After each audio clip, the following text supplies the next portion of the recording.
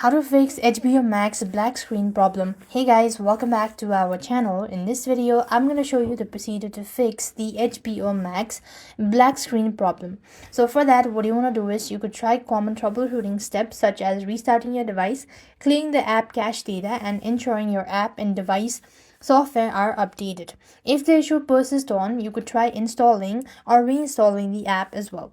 Now let's go with the basic ones. First thing first, you want to check your you want to check your device or the router.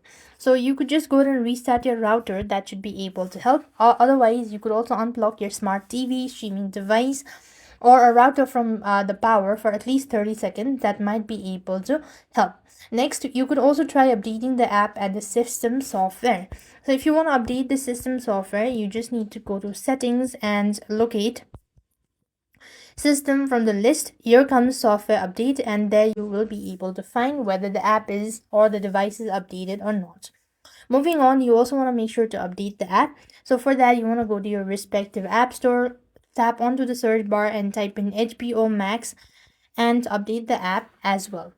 If the issue still persists on despite doing all this, you could try reinstalling the HBO Max app or signing out of all device, and that should definitely help you out. So these are some of the ways to fix HBO Max black screen problem.